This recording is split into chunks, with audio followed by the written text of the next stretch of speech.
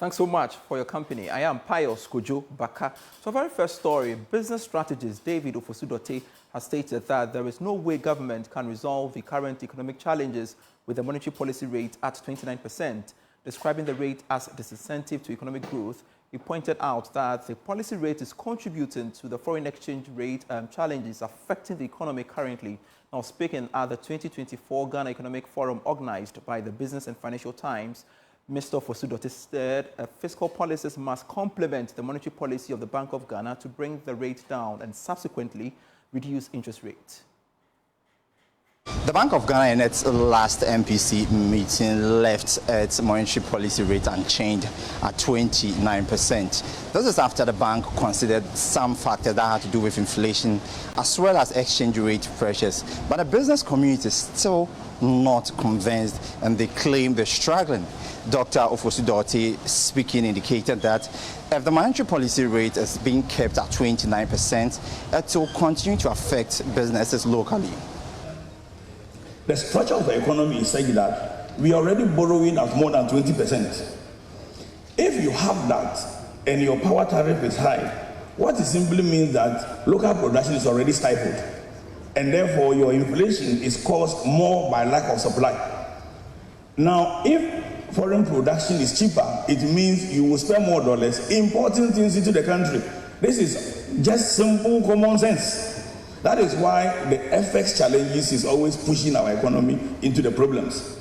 We won't solve any problem by increases in monetary policy committee and monetary policy. And more and more people, actually I was happy to hear Deputy Minister of Finance say the same thing just last week. More and more people need to talk about this. We need to look at how we change behavior. If there is one good thing that I remember from the Champon regime, they made a conscious effort to change our consumption pattern.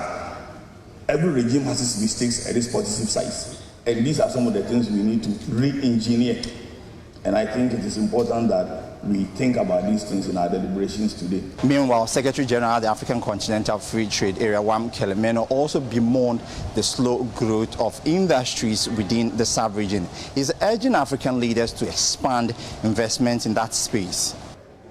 I'm also pleased that under the leadership of the African Union, the heads of states, Africa CDC has now mobilized over $1 billion to ensure that in the area of pharmaceuticals production, that we have the capability and the investment that is required to ensure the continent's competitiveness. In 2022, Rwanda, Ghana, Senegal, and South Africa established the first of its kind vaccine manufacturing capability, which will spread across these 4 countries, establishing a truly continental value chain for pharmaceutical production. This is an example of the steps that we need to accelerate in order to ensure the re-engineering of Africa's industrial capability. The business community is expecting government to work on improving some macro indicators to ensure economic stability. For Joy Business, James Eshen. And we shall pretty soon have a conversation on the back of this story. But Finance Minister Dr. Amin Adam has expressed worry about some local manufacturing companies engaged in activities leading to the dollarization of the economy. According to him, this is negatively impacting exchange rates, causing the instability of the cedi. However, at an engagement with the Association of Ghana Industries, the Finance Minister expressed worry about some local manufacturing companies engaged in activities leading to the dollarization of the economy. Now, he urged manufacturing companies to desist from such acts or distress action will be embarked upon. Finance Minister at the engagement bemoaned the rate at which some manufacturing companies are contributing to the free fall of the Ghana cedi. He said his ministry will not hesitate to go after these companies if the act is not halted. There are some companies, they manufacture, they sell, and they accept cash, physical cash, from their sales. And when they have done that, they don't keep the cash in the banks. They go and convert it into US dollars and keep the dollars. That contributes to the forex problem you are talking about, Humphrey. We need to check that. And I have reports upon reports of some of the companies that are doing that. The day we start pursuing them, Humphrey is going to organize a press conference and say, you are harassing my members. You are harassing my members. One manufacturing company, a oil processing company, went and placed $50 million US in a bank, and yet did not even have a third of that in cities to back the 50 million they were demanding. And that alone took the depreciation of the city by 2 city points. When it was 13 cities to the dollar, it went up to about 15 cities to the dollar because of $50 million US placed in one bank, which was not backed by the city equivalents. On this part, Chief Executive Officer for the Association of Ghana Industries, Seth Chum Akobo, entreated member companies to support government quest to achieve a stable exchange rate regime. So as an association, we are very, very responsible. We work with high ethical standards. And indeed, our members, if you are found to be culpable in any of these kind of situations, we would actually expose you and deal with you drastically. So for us, we are not aware of some of these, but as a minister and where he's sitting, I don't doubt what he's saying. And you know, in every society, there are always the difficult ones and the bad notes. So what I would say is that any company that is involved in such a thing, they have to put a stop to it. Otherwise, the law should deal with them. And in that case, if the law is dealing with you and you have done something untoward, AGI will not be there to speak for you. Dr. Amin Adam reiterated government's commitment to ensure economic stability. Let's now have a broader conversation on the back of these big issues: the policy rates, the city performance, and of course the dollarization of the economy. And I would like to bring to the table economist Professor Lord Mensah for us to have some discussion. Thanks so much, Professor Mensah, for joining us on Business Live. To begin with, I want us to talk about the concerns raised by business strategist Ofosu Dotey about the policy rate and its associated impact on inflation. Well, he believes that the current rate is not favorable to achieve economic stability. Do you share the same concerns? Yes, of course. I mean, we've been using the policy rate to fight inflation. I mean, that has been the Bank of Ghana's, monetary policy committee's strategy.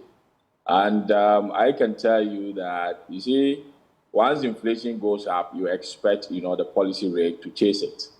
And we forget that, the policy rate being increased, we have to know that on the fiscal side, government is also increasing on and then introducing taxes here and there.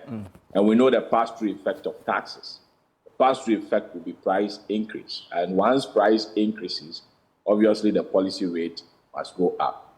And so using this kind of push and pull, I mean, you come to realize that, the fiscal side is playing its role in isolation by increasing taxes and levies, and then also the exchange rate effect, which has also a build-up in, increasing prices. And then, the policy rate will be chasing it. So it becomes more or less like a zero-sum game that, we've been running in this economy.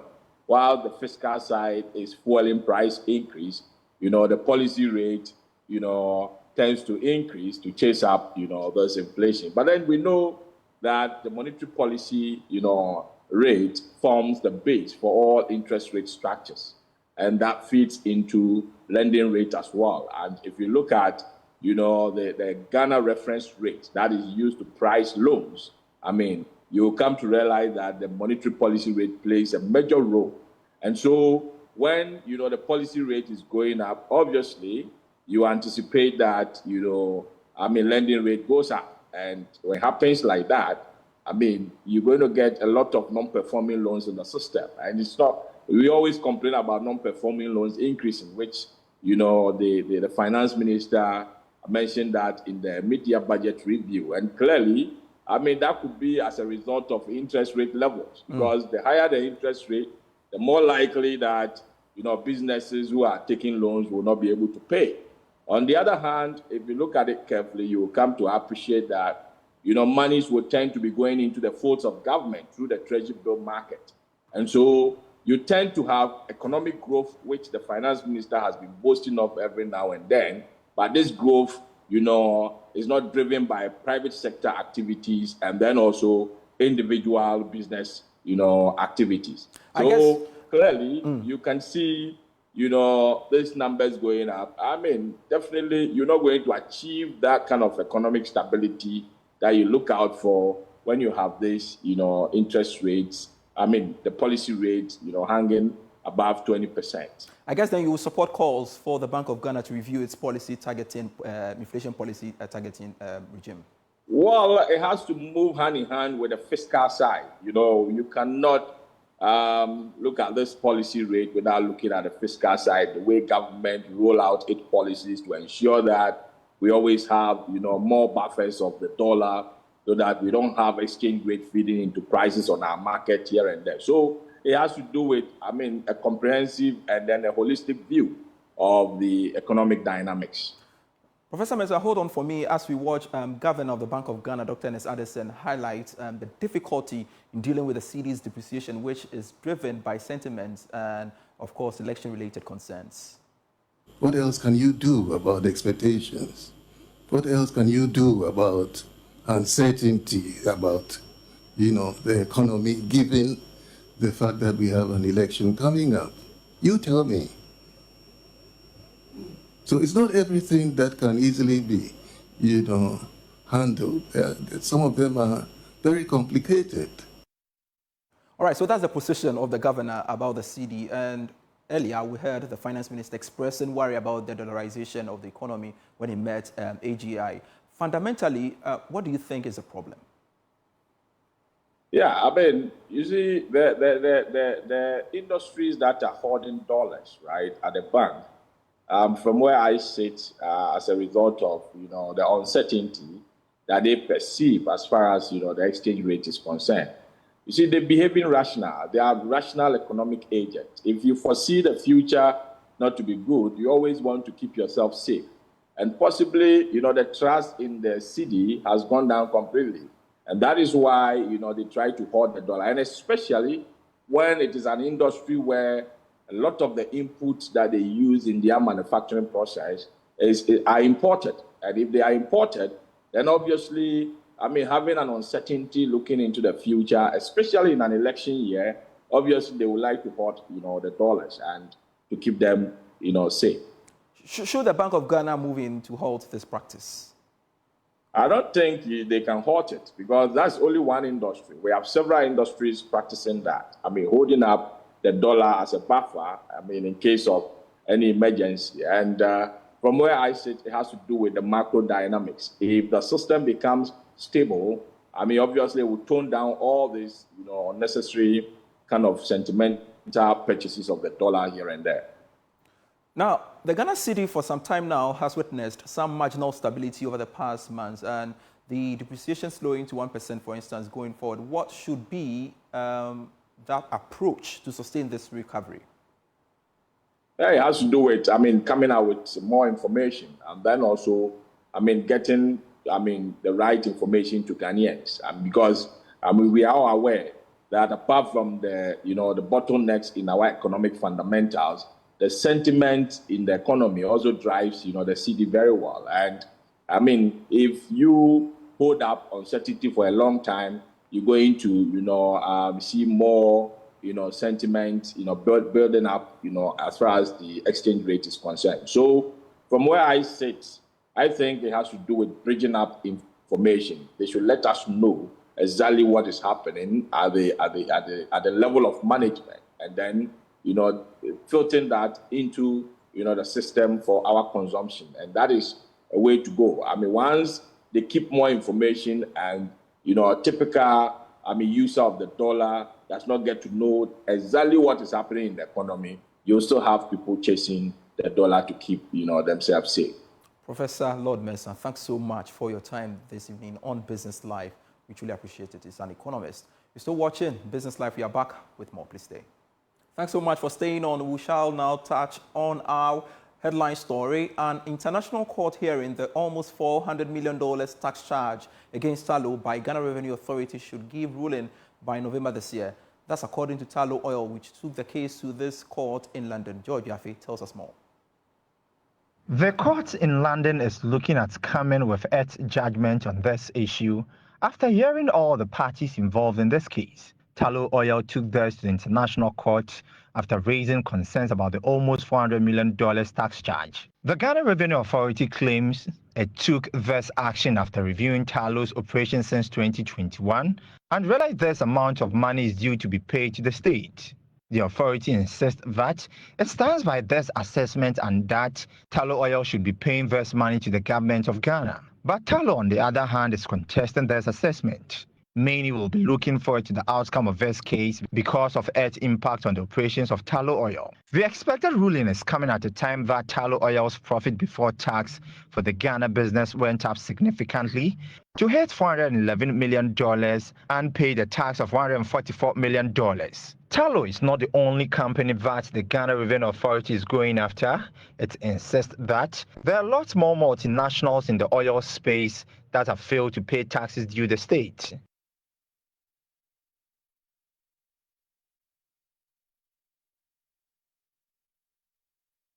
Meanwhile, Tallow Oil is optimistic about the case going their way, insisting it does not owe the taxes put out by Ghana Revenue Authority. Let's first hear from Richard Miller, Chief Finance Officer at Tallow, and then the Group Chief Executive, Rahul Deer.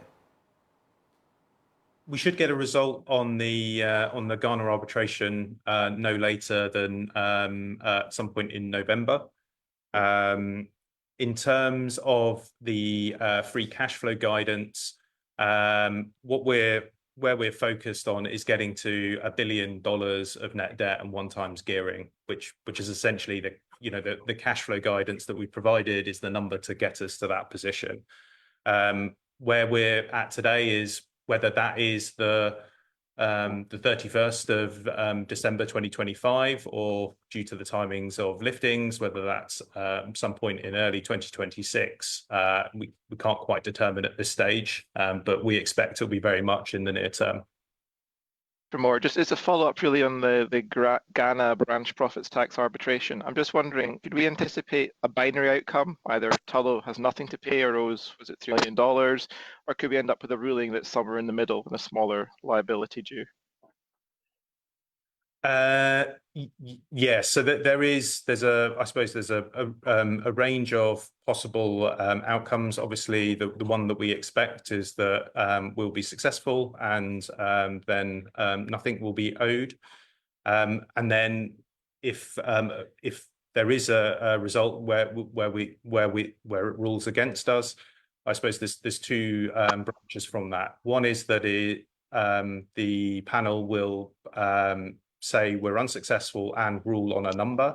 That number could be less than the 320, which has originally been claimed, or they could then say that they find against us, but they can't rule on a number, which will then push us into the Ghana court process.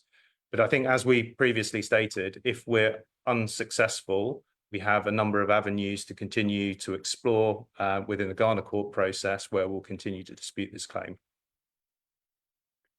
So it's okay. End of it. If it's ruled against, okay, thank you. If it's ruled against us, then it could take a long time for resolution. Correct.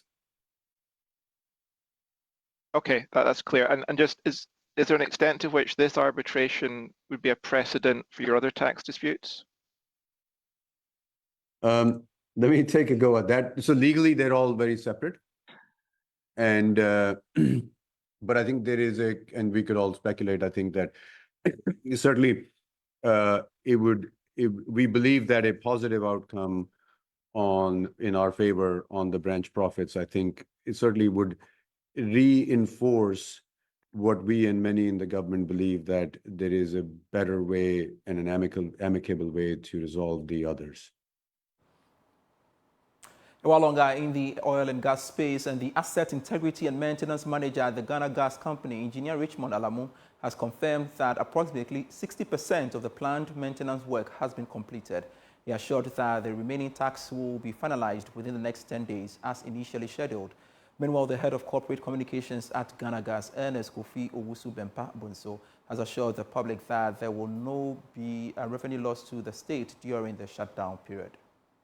In a visit to the operational site at Atuabo in the Elembele district of the Western region, workers were seen working diligently to meet the deadline. Engineer Richmond Alamu highlighted that more than 60% of the work has been completed.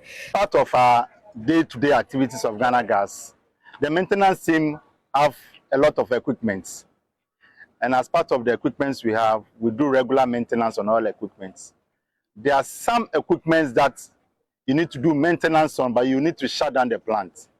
So you assemble all of them, or you compart all of them through our planning department and schedule and do a maintenance on. Today is our 7th day, and we're almost about 60+% of the scheduled completed. Engineer Alamu provided evidence of the equipment that has been replaced and the progress made. Sometimes when you hear Ghana Gas calling for shutdown maintenance, these are some of the evidence of what we need. Okay, as you can see, this is our 8 medium burners.